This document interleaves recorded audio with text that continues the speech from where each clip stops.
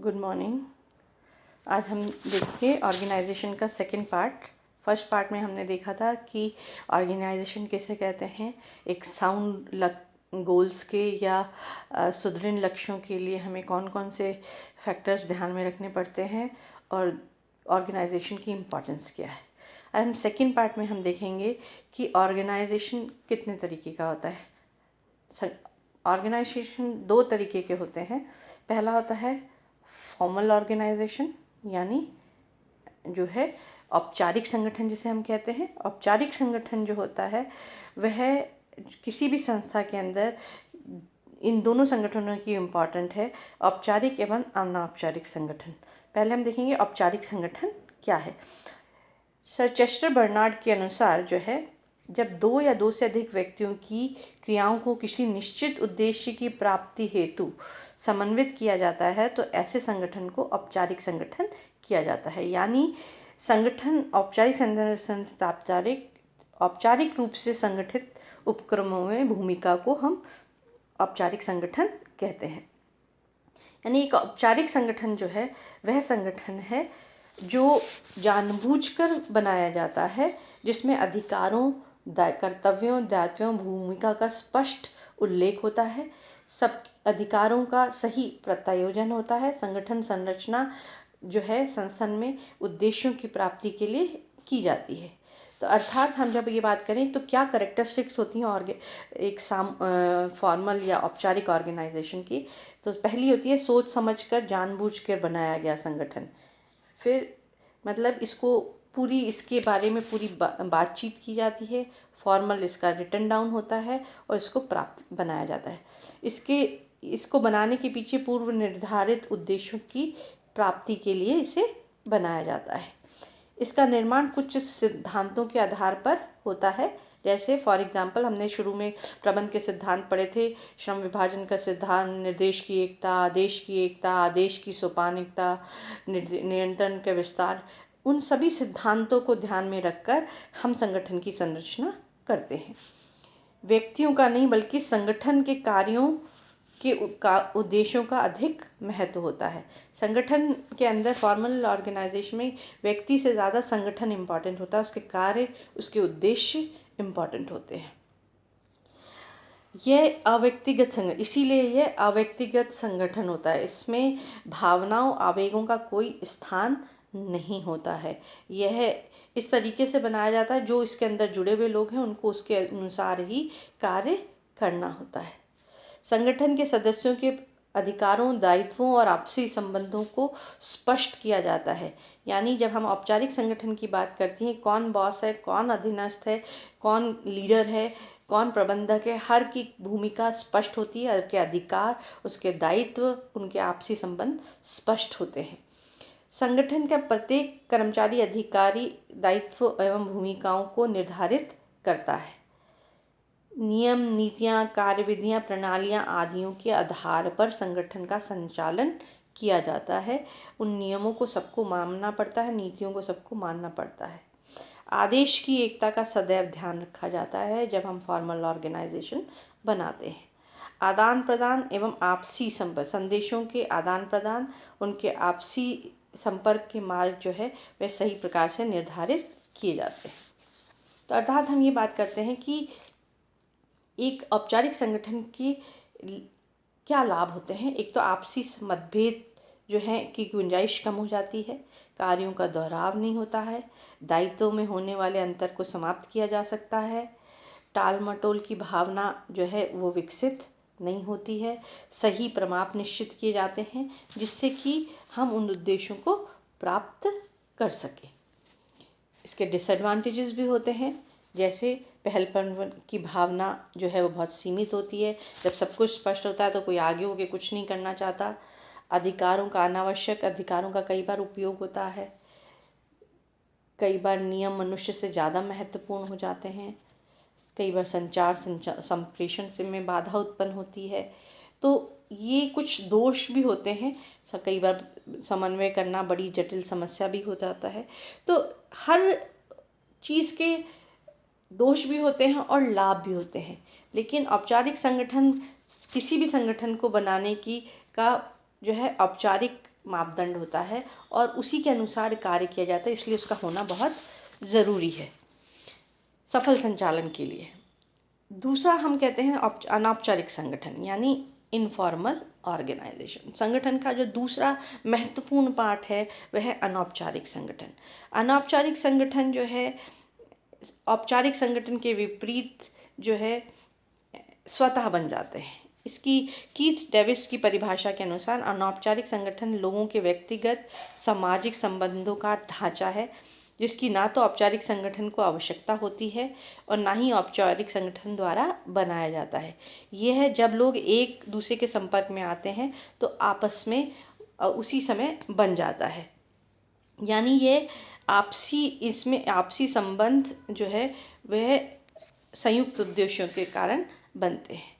यानी हम सारी बातों को ध्यान में रखें तो अनौपचारिक संगठन क्या है? एक ऐसा संगठन जिसके नियमों किसी विशेष उद्देश्य को जानबूझकर नहीं किया गया है, बल्कि आपसी व्यक्तिगत संबंधों के आधार पर ये स्वतः एवं सहज निर्मित हो जाते हैं। यानी जहाँ पे लोग काम करने आते हैं, इतना समय काम करते समय गुजारते हैं, तो आपस में उनके संबंध जो है व्यक्तिगत और सामाजिक आधार पर बन जाते हैं। कुछ अच्छे होते हैं, कुछ खराब होते हैं, तो लेकिन वह संबंध उनके खुद के बनाए होते हैं। उसमें कोई नियम नहीं होता, उसमें कोई अधिकारों का प्रत्यायोजन नहीं होता। वह सिर्फ इस बात से बन जाते हैं कि आपस में लोगों के संबंध कैसे हैं। इसके अगर हम लक्षण देखें तो ये कहा जाता है ये स्वतः बन जाते हैं। फिर आता है, अगर हम ये देखना चाहते हैं कि औपचारिक और अनौपचारिक संगठनों में अंतर क्या है, ये जानना भी बहुत ज़रूरी है कि औपचारिक और अनौपचारिक संगठनों में अंतर क्या होते हैं। तो अंतर के आधार पर हम इसको दो भागों में विभाजित करते हैं। अंतर का आधार जो है पहला जो अंतर है वह है उत्पत्ति। औपचारिक संगठनों में इसकी उत्पत्ति अधिकारों के प्रत्यायोजन से होती है और इसकी उत्पत्ति जो अनौपचारिक संगठन है यहाँ इसकी उत्पत्ति आपसी सामाजिक संबंधों के परिणाम स्वरूप होती है। दूसरा आधार। अनौपचारिक संगठन का आधार जो होता है अधिकार और कार्य होते हैं और अनौपचारिक संगठन का आपसी संबंध। यहाँ पर आपसी संबंध इम्पॉर्टेंट होते हैं। निर्माण योजनाबद्ध होता है। अनौपचारिक संगठन हमेशा योजनाबद्ध तरीके से बनाया जाता है, जबकि अनौपचारिक संगठन स्वतः बन जाता है। अधिकार। ऐसे संगठनों में व्यक्ति के साथ औपचारिक अधिकार होते हैं, जबकि अनौपचारिक संगठन में व्यक्तियों के पास अनौपचारिक अधिकार होते हैं। यानी जैसे अगर आपका मित्र के साथ व्यवहार जो है उसमें आपका मित्र के ऊपर अधिकार अनौपचारिक रूप से होता है, वह आप साबित नहीं कर सकते, उसको आप राइट नहीं मान के चलते। वह अधिकार जो है आपके प्रेम के कारण, आपके संबंधों के कारण उत्पन्न होता है। लिखित अधिकार एवं कर्तव्य। संगठन में नियम, अधिकार, दायित्व सब लिखित होते हैं। सबको पता होता है कि क्या अधिकार हैं, क्या नियम हैं, क्या दायित्व हैं। लेकिन अनौपचारिक संगठन में कुछ भी लिखित नहीं होता, सब मन से होता है, सब समझ से होता है आपसी। फिर आता है अधिकारों की दिशा।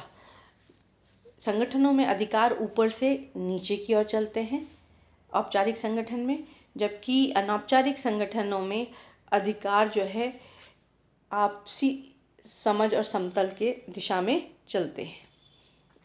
आकार। अब अनौपचारिक संगठनों के आकार असीमित रूप से बड़े होते हैं, जबकि अनौपचारिक संगठन छोटे होते हैं क्योंकि आपसी संबंधों पर आधारित होते हैं। उद्देश्य। औपचारिक संगठन संस्था के उद्देश्यों को प्राप्त करने के लिए बनाए जाते हैं, जबकि अनौपचारिक संगठन मानसिक एवं सामाजिक संतुष्टि के लिए बनाए जाते हैं। स्थायित्व। जो औपचारिक संगठन होते हैं स्थायी एवं दीर्घकालीन होते हैं, जबकि जो अनौपचारिक संगठन होते हैं वह सामान्यतः अल्पायु के होते हैं। यानी जितने समय वह साथ होते हैं तब तक वह संबंध होते हैं, अन्यथा नहीं होते हैं। लेकिन संगठन में जो भी उस पद पे आएगा वह उस संगठन के नियमों के अनुसार उसके अनुसार ही चलेगा। आवश्यक, किसी भी संस्था के लिए औपचारिक संगठन का निर्माण अत्यंत आवश्यक होता है, जबकि अनौपचारिक संगठन का निर्माण आवश्यक नहीं होता है। स्थिति, संगठन में आदर्श, औपचारिक संगठन में आदर्श रूप में प्रस्तुत होता है, जबकि अनौपचारिक जो है वह वास्तविक रूप में होता है। प्रकटीकरण, संस्था के संगठन चार्ट एवं प्रलेखों में इसको प्रकट किया जाता है, जबकि औपचारिक संगठन में ऐसा कुछ नहीं होता। ये तो सिर्फ कुछ लिखित नहीं है, इसलिए इसको प्रदर्शित होना ज़रूरी नहीं है। प्रकृति की बात करें हम, नेक्स्ट आता है अंतर, ये अवैयक्तिक प्रकृति का होता है, जबकि अनौपचारिक व्यक्तिगत प्रकृति का होता है। सदस्यता, ऐसे संगठनों का कोई भी सदस्य सामान्यतः किसी एक ही संगठन का सदस्य होता है, जबकि अनौपचारिक संगठन का सदस्य कई संगठनों का सदस्य हो सकता है। संचार, औपचारिक संचार ही संभव है औपचारिक संगठन में, लेकिन अनौपचारिक संगठन में अनौपचारिक संचार होता है, औपचारिकता की ज़रूरत नहीं पड़ती है। नेतृत्व, औपचारिक संगठन में नेतृत्व वरिष्ठ एवं नियुक्त प्रबंधकों के हाथ में होता है, जबकि अनौपचारिक संगठन में नेतृत्व चयनित एवं निर्धारित व्यक्तियों के हाथ में होता है। तो हम कहते हैं कि फॉर्मल और इनफॉर्मल ऑर्गेनाइजेशन में जो अंतर है वह जो है संगठन में उनकी अपनी स्थिति बताता है, लेकिन किसी भी संस्था में औपचारिक और अनौपचारिक संगठन दोनों काम करते हैं। यानी हम ये कहें, औपचारिक लिखित रूप से बनाया जाता है, अनौपचारिक अलिखित स्वतः बन जाता है, लेकिन होते दोनों वहाँ मौजूद हैं। अब हम देखेंगे संगठन के सिद्धांत। किसी ऑर्गेनाइजेशन, संगठन को बनाते समय हम किन नियमों का, किन सिद्धांतों का पालन करते हैं। सबसे पहला आता है उद्देश्य का सिद्धांत। उद्देश्य का सिद्धांत कहता है कि संगठन का प्रत्येक भाग संपूर्ण उपक्रम के उद्देश्यों का प्रतिबिंब होता है। संगठन का प्रथम सिद्धांत ये कहता है कि संगठन का प्रत्येक भाग, उपविभाग, उसके उद्देश्य निर्धारित होने ज़रूरी है। दूसरी बात आती है विशिष्टीकरण का सिद्धांत। जब हम संगठन की संरचना करते हैं तो हम विशिष्टीकरण को ध्यान में रखते हैं कि योग्य व्यक्ति को जिस कार्य के लिए योग्य है उसको वही कार्य सौंपना आवश्यक है, उसके अनुसार ही कार्य किया जाता है। फिर आता है समन्वय का सिद्धांत। समन्वय का सिद्धांत ये कहता है सभी संगठनों में उद्देश्य की सरलता से ही सुंदर समन्वय हो सकता है। यानी प्रत्येक विभाग, कर्मचारी में समन्वय स्थापित होना आवश्यक है। इसलिए उद्देश्य का निर्धारण ऐसे किया जाता है कि आपस में कार्यों में समन्वय आसान तरीके से हो सके। फिर आता है नियंत्रण के विस्तार का सिद्धांत। जब हम संगठन की संरचना करते हैं तो हम ये बात ध्यान में रखते हैं कि हम एक व्यक्ति के नीचे कितने अधीनस्थों को रखें, जिससे कि वह सफलतापूर्वक उनका निर्देशन कर सके। उच्च अधिकारियों के सहायक कर्मचारियों के आदर्श संख्या 4, संगठन के निम्न स्तर पर जहां कार्यों का निष्पादन किया जाता है, निरीक्षण एवं वहाँ किया जाता है, वहाँ संगठन संख्या 8 से 12 हो सकती है। फिर आता है व्याख्या का सिद्धांत, प्रिंसिपल ऑफ एक्सप्लेनेशन। प्रत्येक संगठन में प्रत्येक स्थिति स्पष्ट रूप से लिखित होनी ज़रूरी है, जिससे कि हर व्यक्ति का कार्य, उसके अधिकार, उसके दायित्व और उसका कार्यक्षेत्र सब कुछ निश्चित हो, सब कुछ की व्याख्या सही तरीके से की जाए, ताकि कोई भी एक दूसरे के कार्य में जो है हस्तक्षेप ना करे। फिर आता है आदेश की सोपानिकता का सिद्धांत। एक अच्छे संगठन में औपचारिक अधिकार रेखा स्पष्ट होती है, यानी किसके क्या अधिकार होंगे, किस व्यक्ति के नीचे के कौन लोग कार्य करेंगे। एक अच्छा संगठन जो है उच्च अधिकारियों, निम्न अधिकारियों और कर्मचारियों के आपसी संबंधों को स्पष्ट करता है। फिर आदेश की एकरूपता का सिद्धांत। यह सिद्धांत ये कहता है एक व्यक्ति एक ही समय में 2 अधिकारियों की सेवा नहीं कर सकता है, अर्थात एक व्यक्ति को एक समय में आदेश देने वाला एक ही व्यक्ति होना चाहिए। तो जब हम संगठन की संरचना करते हैं तो इस बात को ध्यान में रखते हैं कि आदेशों का दोहराव ना हो।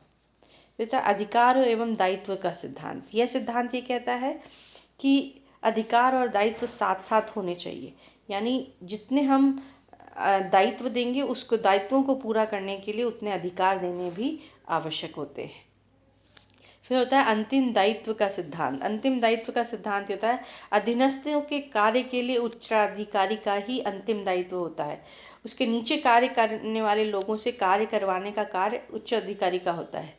तो उसके द्वारा किया गया, उसके विभाग के द्वारा किया गया कार्य की जिम्मेदारी उच्च अधिकारी की होती है।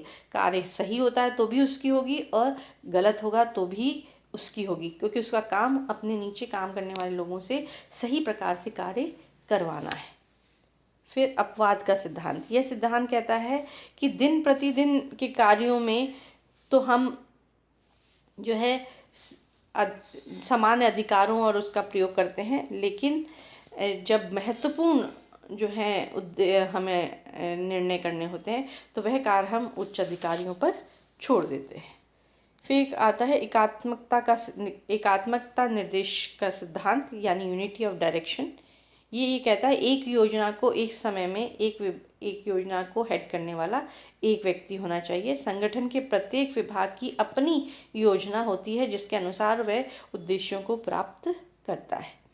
फिर अनुरूपता का सिद्धांत, प्रिंसिपल ऑफ होमोजेनिटी। एक कुशल संगठन संरचना के लिए महत्वपूर्ण है कि विभिन्न पदाधिकारियों के अधिकार एक दूसरे से ना टकराएं, क्योंकि अगर ऐसा होता है तो कार्य नहीं होगा, कार्य का समुचित सही रूप से निष्पादन नहीं किया जा सकेगा। फिर आता है सरलता का सिद्धांत। ये सिद्धांत ये कहता है कि प्रत्येक कार्य के निष्पादन में कम से कम समय और खर्च होना चाहिए। ये तभी हो सकता है जब हम सरलता के साथ संदेशों का आदान प्रदान कर सकें और आपस में सही समझ रखें। फिर आता है निरंतरता का सिद्धांत। ये निरंतरता का सिद्धांत ये कहता है संगठन एक प्रक्रिया है जो निरंतर चलती रहती है। जब भी हमें आवश्यकता अनुसार उसमें परिवर्तन करना होता है तो हम उसमें बिना किसी बाधा के परिवर्तन आसानी से कर सकें, यानी वह लोचशील होनी ज़रूरी है। जैसे कि हम कहते हैं लचीलापन का सिद्धांत, फ्लेक्सिबिलिटी होनी ज़रूरी है।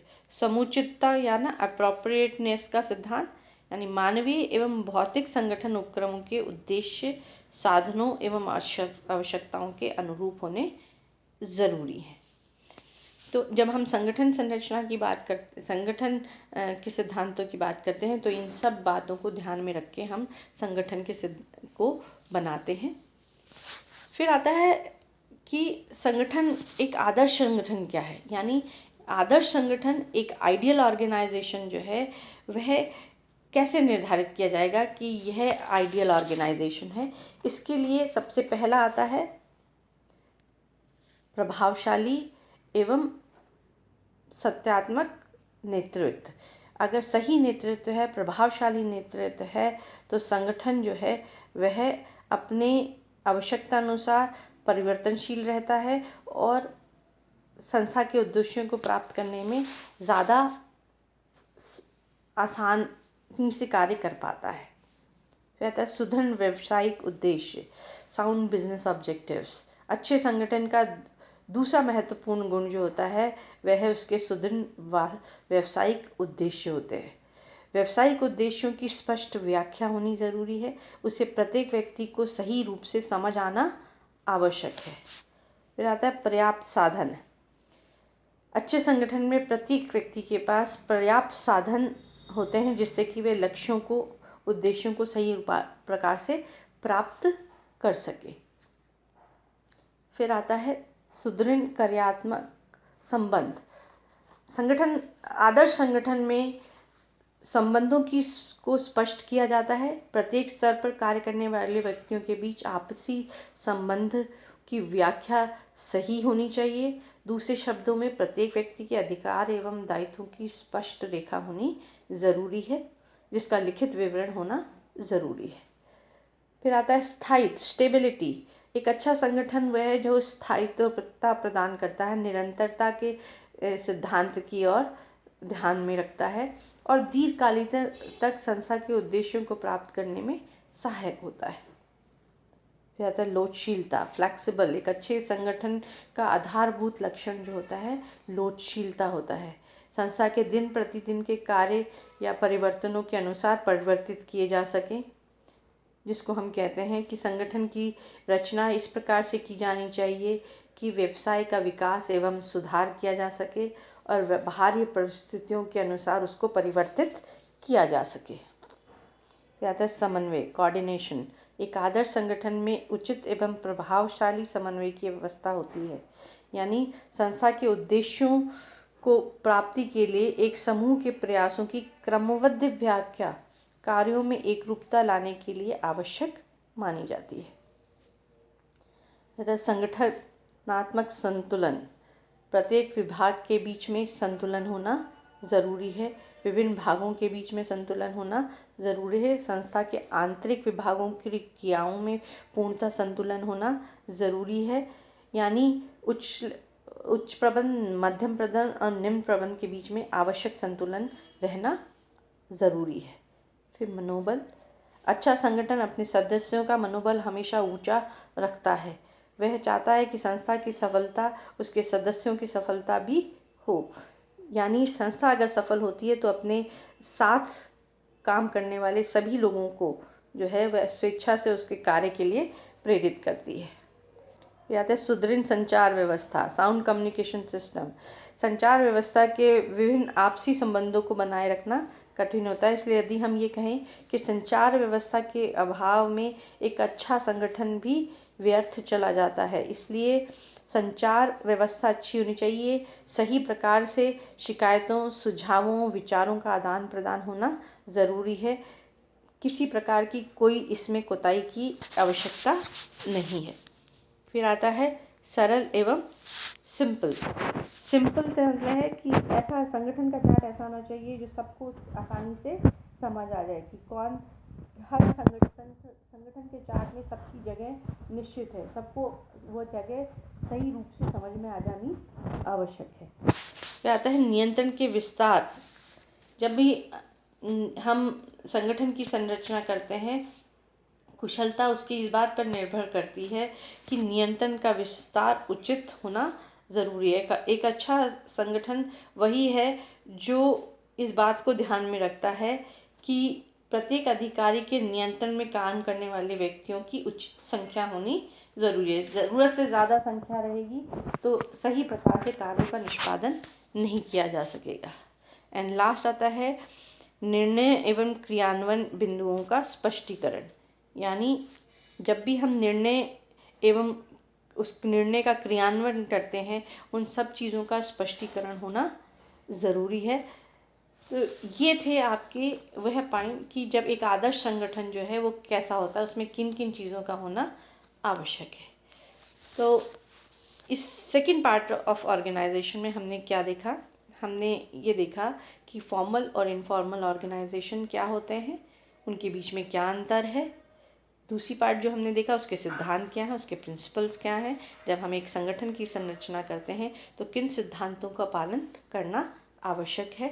फिर हम ये देखा हमने कि एक आदर्श संगठन के कौन कौन से तत्व होते हैं। अगर हम चाहते हैं कि हमारा संगठन आदर्श कहलाए तो उनमें इन सारी बातों का होना आवश्यक है। इसके साथ ही हमने ऑर्गेनाइजेशन का फर्स्ट चैप्टर जो है वह ख़त्म किया। Thank you.